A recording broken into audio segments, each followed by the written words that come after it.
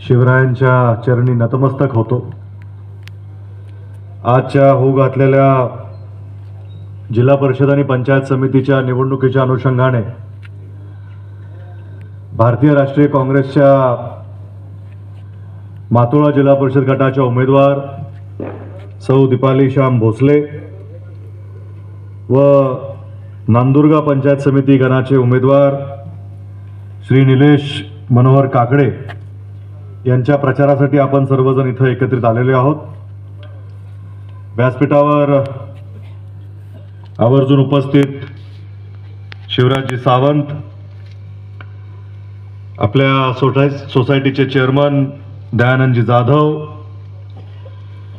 ज्यांच्या आशीर्वादानं ह्या उमेदवारांना यश संपादित करता येणार आहे, ते श्री दिगंबर पातोडकर गुरुजी, गोविंदजी श्रीखंडे, ऋषिकेशजी पाटोडकर, चांद शेख, पांडुरंग कोळी, अनिलजी पाटील, चंद्रसेन पाटील, आमच्यासोबत आलेले आमचे सर्वच सहकारी व पदाधिकारी, मोठ्या संख्येनं इथं उपस्थित आपण सर्व ह्या भागातले ग्रामस्थ, मतदार बांधव आणि भगिनींनो, मातांनो,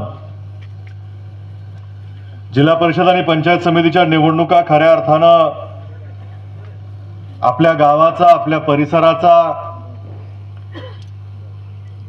आणि शासनाने आपल्यासाठी ज्या विकासाच्या योजना आखलेल्या आहेत त्या आपल्या परिसरामध्ये आणण्यासाठी आपल्याला एक सक्षम असे उमेदवार निवडण्याची ही आपली संधी असते। काँग्रेस पक्षाने आपल्याला येणाऱ्या काळामध्ये आपले जे प्रश्न असतील ते सोडवण्यासाठी दीपालीताई असतील, आमचे निलेशजी काकडे असतील, यांच्या माध्यमातून चांगले उमेदवार दिलेले आहेत। सचिननी आता त्यांच्या मनोगतामध्ये सांगितलं की ह्या भागातली परिस्थिती व सध्या ज्या विचारानं श्याम आणि त्यांची सगळी टीम काम करते आहे, आज आम्हाला जरूर व्यासपीठावर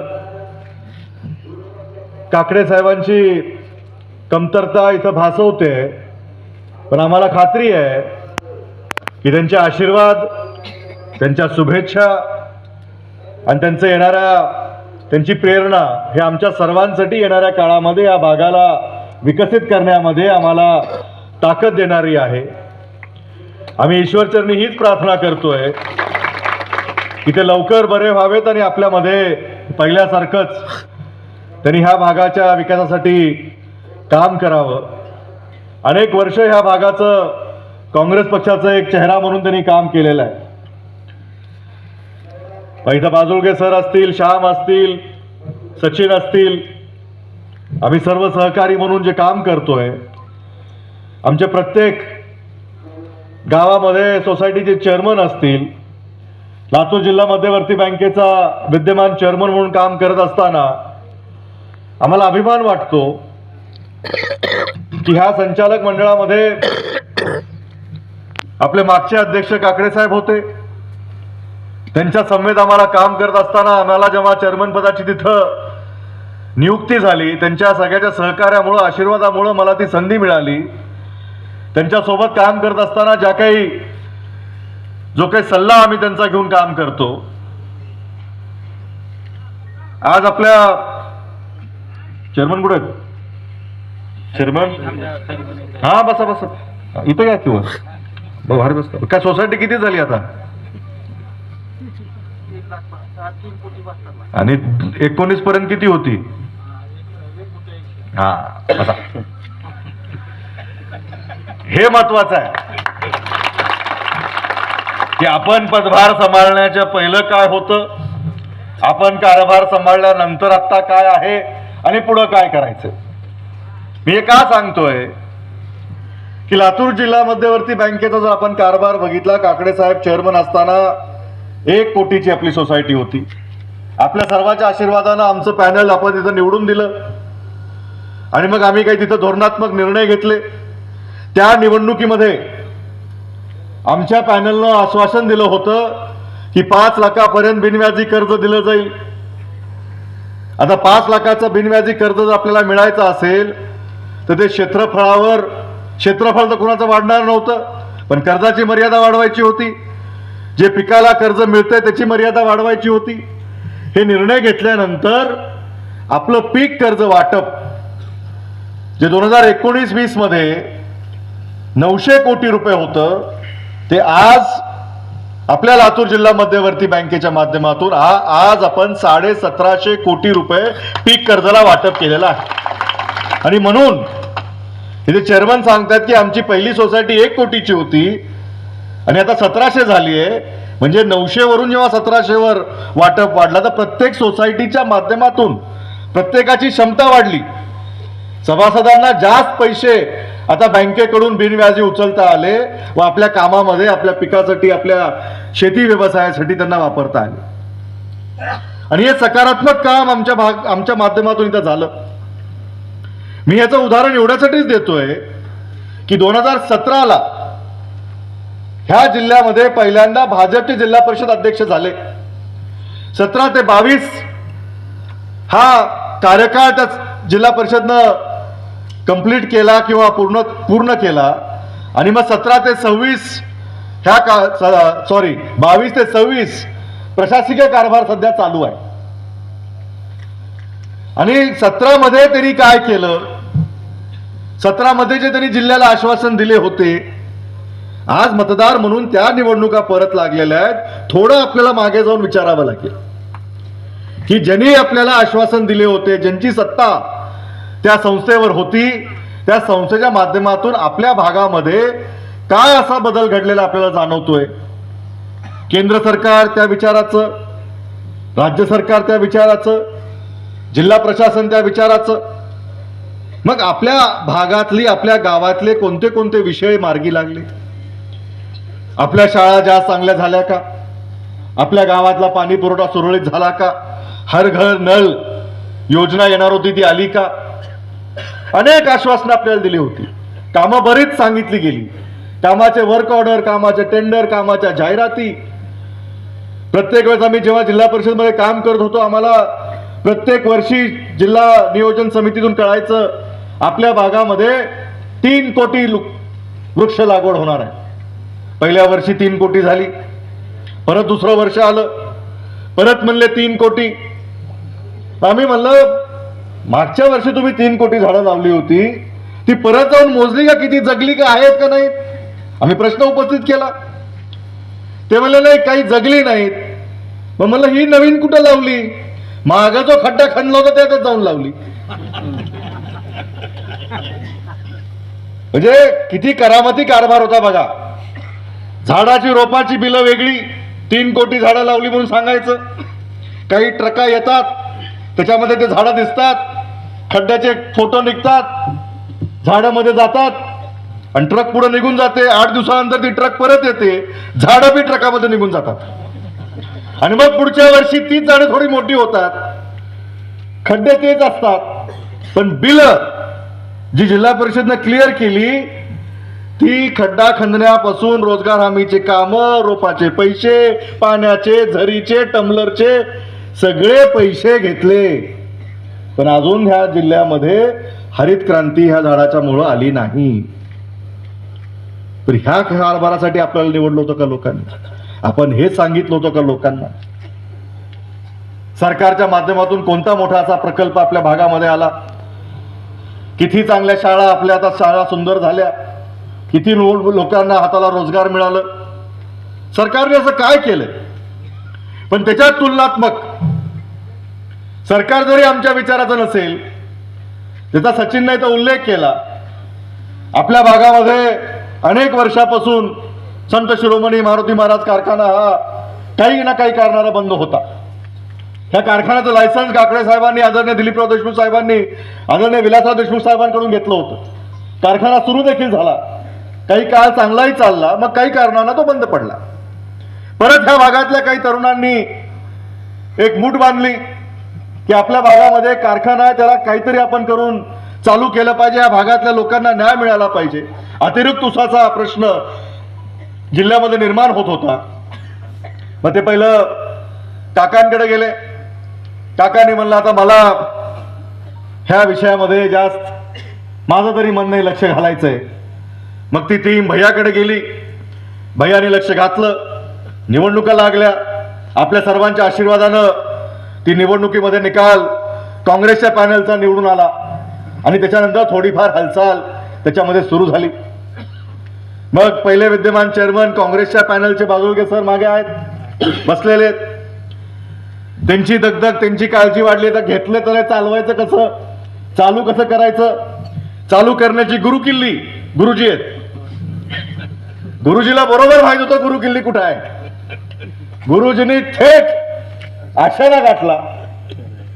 तिथल्या आपल्या गुरुला दंडवत घातलं आणि आता म्हणलं साहेब आपल्याशिवाय काही शक्य नाही.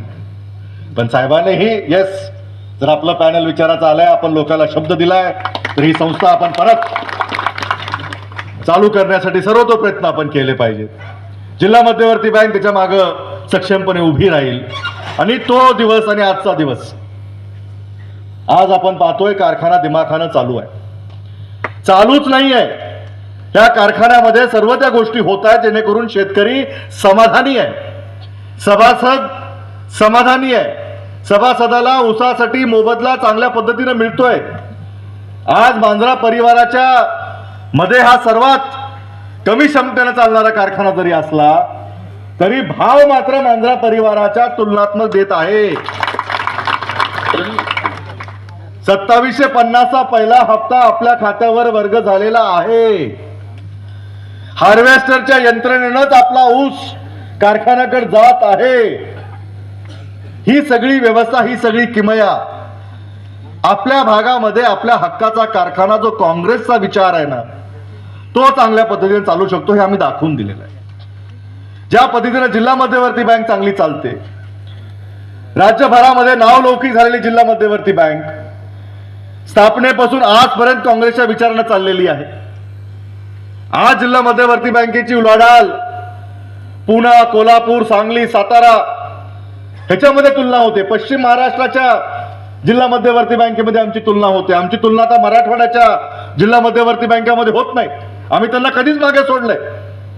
काही तर इकडे अलीकडे बंदच आहेत, वाटपही नाही ना काही नाही. तिकडे धाराशिवला गेलं, बीडला गेलं, त्यांच्याकडे प्रशासक आहेत. जास्त काही चांगलं तिथे परिस्थिती नाही शेतकऱ्यांची. म्हणजे बेसिक वाटप नाही, बिनव्याजचा विषय सोडून द्या. इथं हार्वेस्टरला वाटप आहे, इथं तुटी लागवडीला वाटप आहे, इथं शुभमंगल योजनेला वाटप आहे, इथं शेतकऱ्याच्या मुलाला उच्च शिक्षण घ्यायचं असेल त्या योजनेसाठी वाटप आहे. एकमेव जिल्हा मध्यवर्ती बँक आहे देशात जी शेतकऱ्याच्या जमिनीवर तारण ठेवून मुलाच्या शिक्षणासाठी 50 लाखापर्यंत कर्ज देते. मेडिकलचं एज्युकेशन झालं पाहिजे, इंजिनिअरिंग मध्ये पोरगा लागला पाहिजे, सुशिक्षित झाला पाहिजे. जर एखादा शेतकऱ्याचा मुलगा आमच्याकडे आला, आम्हाला जोडधंदा उभा करायचा, आम्हाला तुटी लागवड करायची, आम्हाला आमचं रेशीम शेतीचा उद्योग उभा करायचा आहे, तर त्या उद्योगासाठी सुद्धा तुमची जिल्हा मध्यवर्ती बँक बिनव्याजी कर्ज देते. तुटी लागवडीसाठी, रेशीम उद्योगासाठी आपण याचा फायदा घेतला पाहिजे. आपल्या भागामध्ये क्रांती उभी झाली पाहिजे. जर सरकार आपल्या भागामध्ये काही करणार असेल, आपल्या पिकाला हमीभाव देणार नसेल, तर आपल्याला स्वतः सक्षम पर्याय शोधला पाहिजे. आपण आपल्या पायावर उभं राहिलं पाहिजे. आपण आमच्याकडे प्रस्ताव आणले तर त्याच्यासाठी आम्हाला तुम्हाला अर्थपुरवठा करता येईल.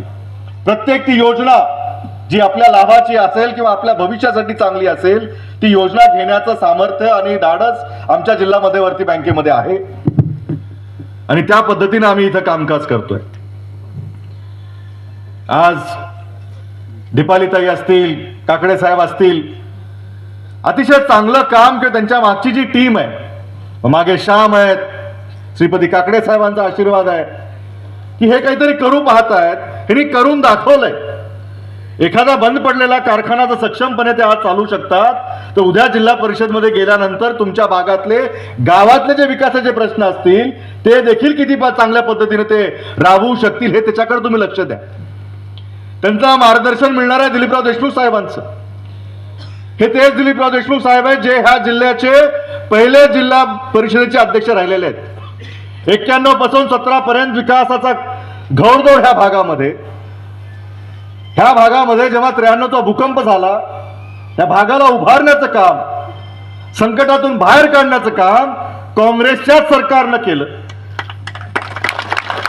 त्यावेळेचे काँग्रेसचे मुख्यमंत्री आदरणीय शरदचंद्रजी पवार साहेब, त्यावेळेचे आपल्या जिल्ह्यातले पालकमंत्री आदरणीय विलासरावजी देशमुख साहेब आणि त्यावेळेचे आपल्या जिल्हा परिषदेचे अध्यक्ष आदरणीय दिलीपराव देशमुख साहेब, ह्या तिघांनी मिळून ह्या भागातल्या ह्या परिसरातल्या लोकांचे दुःखाचे अश्रू पुसले आणि त्यांना त्यांच्या पायावर उभं करून सक्षम करण्याचं काम केलं. ह्या भागामधल्या ज्या काही मूलभूत सुविधा गरजा असतील त्या काळातल्या, त्या सगळ्या उभ्या केल्या. मग इथलं पुनर्वसनाचं काम असेल, इथं तलावाचे काम घ्यायचं असेल, इथं रस्त्यांची कामं असतील, विद्युतीकरणाची कामं असतील, त्या भागातल्या शाळा उभा करण्याचं काम असेल, ही सगळी कामं त्या काळापासून आजपर्यंत आपण ती अनुभवतोय. तर आपल्याला परत एकदा आज ती संधी आली आहे, 7 तारखेला ती संधी आपल्या समोर येणार आहे की जेव्हा आपण त्या मतदान केंद्रामध्ये जाताल, तर जेव्हा पंजाचं चिन्ह त्या मशीनवर बघताल, त्याच्या समोरचं बटन बघताल, एक वेगळ्यासाठी त्याच्या स्मरण करा की ज्या विचारानं आपल्या जिल्ह्याला राज्यभरात नाही देशामध्ये ओळख मिळालेली आहे, ज्या नेत्यामुळं नेतृत्वामुळं आपला लातूर जिल्हा आणि आपण लातूरकर म्हणून जे आपलं वास्तव्य आहे, एक चांगलं सुसंस्कृत राजकीय इथं वारसा आहे. आपली जिल्हा मध्यवर्ती बँक, आपल्या भागातले कारखाने, आपल्या भागातल्या शिक्षण संस्था, आपल्या भागातलं वातावरण जे चांगलं आहे, ज्या विचारानं हे सगळं इथं रुजवलं, तो विचार, त्या विचाराचं चिन्ह तो पंजा आहे आणि त्या पंजाच्या समोरचं बटन दाबून मी त्या विचाराला येणाऱ्या काळामध्ये आपल्या भागामध्ये रुजवणार आहे. हा विचार येणाऱ्या 7 तारखेला आपल्याला करायचा. आपण कुठे एका व्यक्तीला मतदान करत नाही आहोत, आपण एका विचाराला निवडतोय आणि पुढच्या 5 वर्षासाठी ह्या विचाराला निवडल्यानंतर ह्या विचारानं ह्या भागामध्ये एखादं काम कमी झालं असेल, पण आजपर्यंत स्वातंत्र्य मिळाल्यापासून किंवा स्वातंत्र्याच्या लढ्यापासून आजपर्यंत एकही व्यक्ती, त्या देशामधला एकही नागरिक हे म्हणत नाही काँग्रेसकडून एखादं काम कमी झालं असेल पण काँग्रेसमुळे आमचं वाटोळ झालंय, असा एकही सापडणार नाही. पण अलीकडं जे सत्ता केंद्रामध्ये बसलेले आहेत त्यांच्यामुळं आपलं काय काय झालंय, आपण कुठे होतो आणि कुठे पोहोचलोय, कोण या देशामध्ये श्रीमंत व्हायला आणि कोण गरीब होत चाललंय. शेतकरी आंदोलन करतो हमी भावासाठी आणि हे वाढवतात जीएसटी खतावर. खताचं दुकान आहे का कोणाचं इथं? नाही, विचारतोय, त्यांचं आहे म्हणून नाही. खताचं दुकान कुणी खतं घ्यायला जातं का? शेतकरी खतं घ्यायला जातात. पहिला बॅग यायची 50 किलोची, बरोबर आहे. आता बॅग 50 किलोच्या डिझाईनची आहे. माल किती आहे काकडा साहेब मध्ये? 45. आमच्याकडे लातूरला 40 म्हणलं, तुमच्याकडे 45 आहे. औसा थोडं बेटर आहे. बरं, 45 किलो बॅग मोठी, माल छोटा. काटा कुणी मारला लक्षात घ्या. आणि एवढं चांगलं काम आहे, कुणी मारला विचारायची गरज नाही. त्या बॅगवर फोटोच आहे, मी मारला.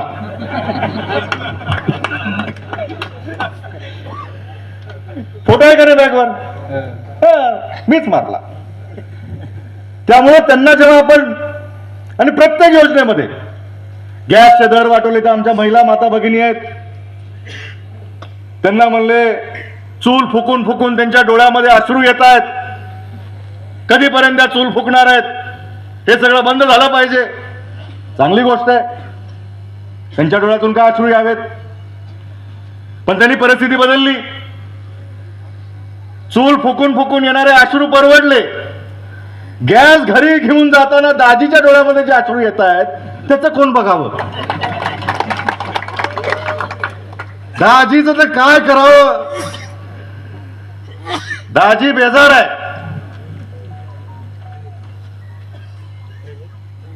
त्यामुळं आपण हा विचार केला पाहिजे की ह्यांनी सत्ता कुणासाठी वापरली आणि कशासाठी वापरली. प्रत्येक वेळेस जातीपातीचं राजकारण, प्रत्येक वेळेस समाजामध्ये ध्रुवीकरण, प्रत्येक निवडणूक आली तर कुठला तरी वेगळाच विषय घ्यायचा. आज निवडणूक जिल्हा परिषद पंचायत समितीची आहे तर शाळा, पाणी, लाईट, रस्ता, नाली ह्याच्यावर बोललं पाहिजे. पण आम्ही बोलतोय साखर कारखान्यावर. बरोबर आहे, ती देण्यासाठीच ताईला निवडून द्यायचंय. अगदी बरोबर आहे. ह्या लाईटला येण्यासाठी ताईला तिथं द्यायचं. ताईचं नाव दीपाली आहे. ते जरूर तिथं येऊन त्या दिवा लावून जातील. हा बघा, हा खरा.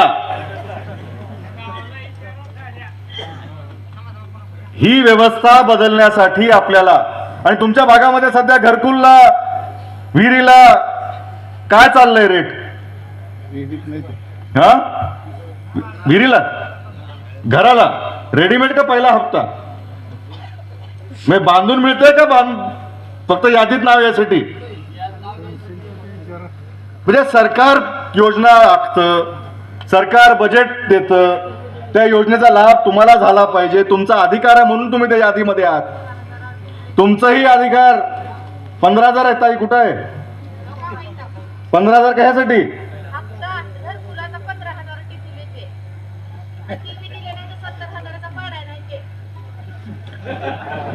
आता हे कारभार बदलण्यासाठी आपल्या हक्काचा तिथं मेंबर पाहिजे. जो हा प्रश्न, ह्या ताईचा हा प्रश्न त्या सीओला, कॅफोला, त्या अधिकाऱ्याला जाऊन विचारेल की ह्यांचा जर नाव असेल 15,000चा हप्ता, उरलेले पैसे कुठे आहेत?